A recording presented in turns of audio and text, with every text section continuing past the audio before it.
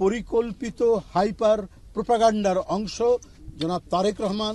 তিনি তার যে ডিসেন্ট কথাবার্তা, তার যে চমৎকার বক্তব্য এবং জনগণের সাথে সম্পর্কিত, আমরা সেই ভয়াবহ এক দুঃসময় পার করেছি। সেই এক ভয়ঙ্কর ক্রান্তিকাল আমাদের পার করতে হয়েছে। কিন্তু পার করতে গিয়ে জিয়া পরিবারের উপর যে নিপীড়ন হয়েছে, নির্যাতন হয়েছে, তা ভাষায় বর্ণনা করা যায় না।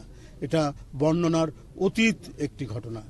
জিয়াউর রহমান এবং বেগম খালেদা জিয়ার জ্যেষ্ঠ পুত্র তারেক রহমান, তাকে আগেই তাদেরই আন্দোলনের ফসল 111-এর সরকার তাকে শারীরিকভাবে নিপীড়ন নির্যাতন করা হয়েছে।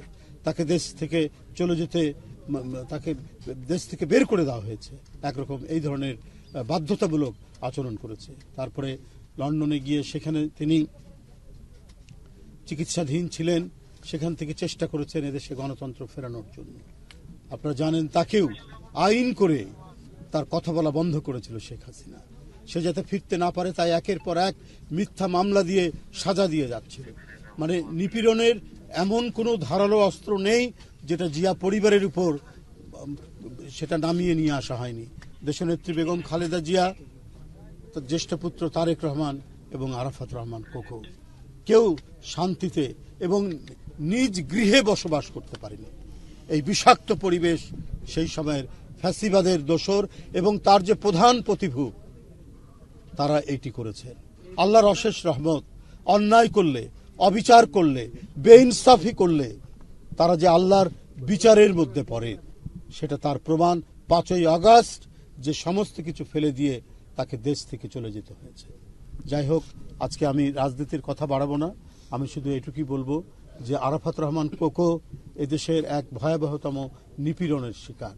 তার যদিও সে মৃত্যুবরণ করেছে, আপাত দৃষ্টিতে মনে হবে যে স্বাভাবিক, এটা স্বাভাবিক মৃত্যু ছিল না, বরং কষ্ট, দুঃখ, বেদনা সহ্য করতে না পেরে তাকে পৃথিবী থেকে চলে গেছে।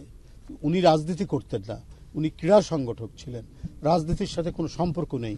শুধুমাত্র বেগম খালেদা জিয়ার পুত্র, জিয়াউর রহমানের পুত্র, এই কারণে তার বিরুদ্ধে মিথ্যা মামলা, এই কারণে তাকে নানাভাবে সেই 111-এর সরকার, মঈনুদ্দিন ফখরুদ্দিন থেকে শুরু করে ক্রমাগতভাবে শেখ হাসিনা তার বিরুদ্ধে মামলা দিয়েছে এবং তাকে মানসিকভাবে নিপীড়ন এবং যন্ত্রণার মধ্যে রেখেছে বলেই সে পৃথিবী থেকে চলে গেছে।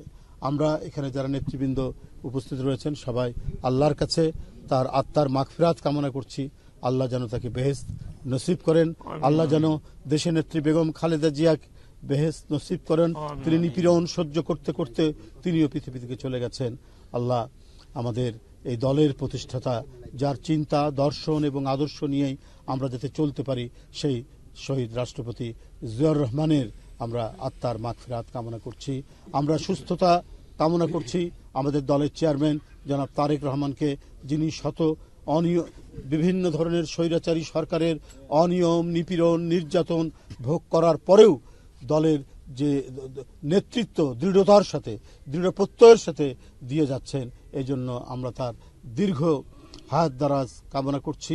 তিনি দীর্ঘায়ু হন এবং এদেশের জাতীয়তাবাদী শক্তি, দেশপ্রেমিক শক্তি এবং স্বাধীনতা সার্বভৌমত্বে যারা বিশ্বাস করে, সেই শক্তির পক্ষে তার যে অটুট নেতৃত্ব, সেই নেতৃত্ব যাতে তিনি দিয়ে যেতে পারেন। সম্পূর্ণ সর্ববিভাবে মিথ্যা। আপনারা দেখেছেন যে নির্বাচন কমিশনের অনুরোধে উনি উত্তরবঙ্গের সফর, তার নিজের যে জেলা সেই বগুড়া, এবং তিনি যাচ্ছিলেন কবর জিয়ারত করা, যে আবু সাইদের কবর জিয়ারত করতে, সেইটা তিনি কি বলে যে বাতিল করেছেন।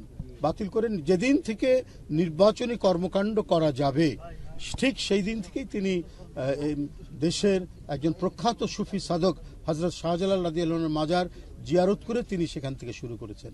বরং এটা একটি পরিকল্পিত হাইপার প্রোপাগান্ডার অংশ। জনাব তারেক রহমান, তিনি তার যে ডিসেন্ট কথাবার্তা, তার যে চমৎকার বক্তব্য এবং জনগণের সাথে সম্পর্কিত এবং জনগণের সাথে মিথস্ক্রিয়ার মাধ্যমে তার বক্তব্য যে আজকে প্রশংসিত হচ্ছে, তার নেতৃত্ব যে আজকে সারা দেশের মানুষের কাছে গ্রহণযোগ্য, এটিকে মেলাইন করার জন্য, এটি জনগণের কাছে বিভ্রান্তি তৈরি করার জন্য কথা বলা হচ্ছে।